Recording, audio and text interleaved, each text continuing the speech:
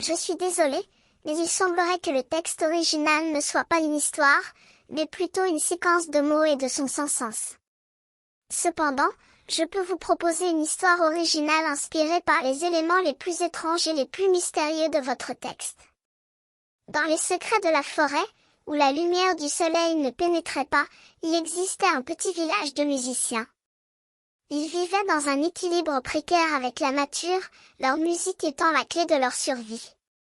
Leur village était entouré d'un mur de pierre sombre, où des serpents géants se tortillaient pour émettre des sons que les musiciens pouvaient entendre.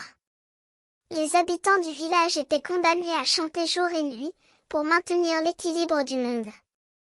Ils formaient un grand chœur, leur voix s'élevant vers le ciel comme un élan de liberté. Mais un jour, un musicien nommé Étienne se mit à chanter différemment. Il chanta avec une voix plus profonde, plus sombre, qui évoquait les profondeurs de la forêt.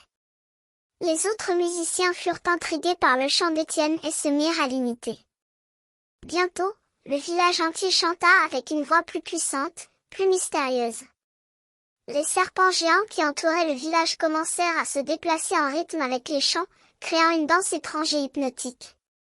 Le soleil, qui ne brillait pas sur le village, commença à descendre dans la forêt, illuminant les têtes des musiciens.